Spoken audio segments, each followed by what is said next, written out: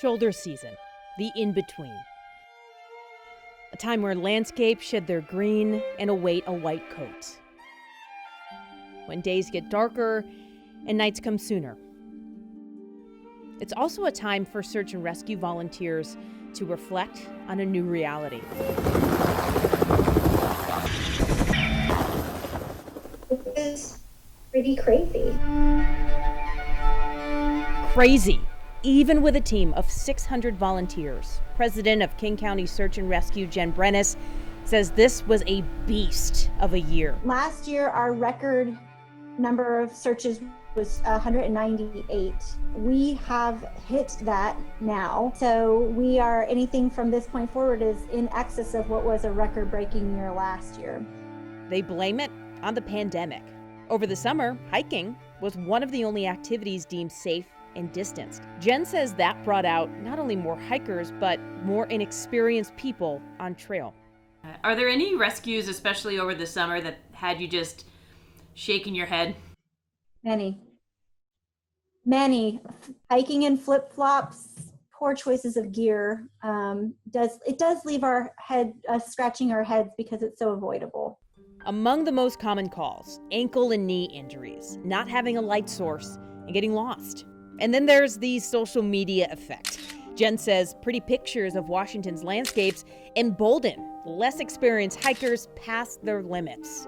And we have had rescues of people who have stopped to take that social media picture and have stepped off a cliff.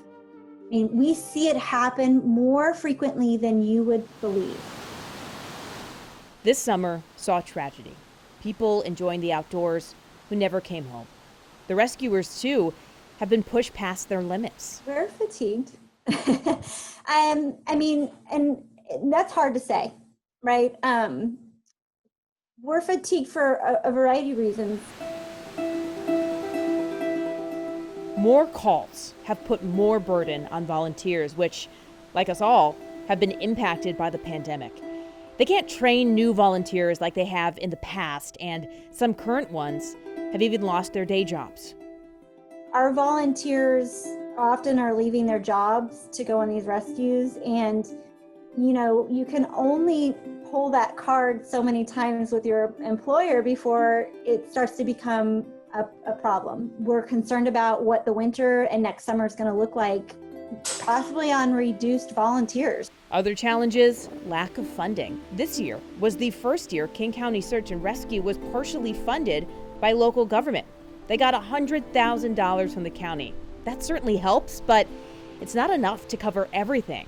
Seeing as though they save the county about $8 million every year, they still have to fund a lot of their own gear themselves. I'm not understating it to say that in any volunteer who's been in search and rescue, tens of thousands of dollars. If you're seeing a pattern that more people are going out and more rescues are needed, do you need more resources? I'm conflicted raising the alarm bell because we are not alarmists. We try to stay cool, calm, and collected in a crisis, right? But what's happening right now with search and rescue is very concerning to me. As guaranteed as the changing of the seasons is, what the future has in store for search and rescue volunteers is uncertain. One thing that is, though, the driving force behind what keeps them going out on trail, on calls, hoping to bring someone home. It's the satisfaction of seeing a loved one reunited with their family. Even if it's not a happy reunion, we brought them closure. I can't tell you countless times how many times you've seen that expression on a loved one's face, and then you just know, you're like, it was worth every bit of it. In King County, Vanessa Mashania, King 5 News.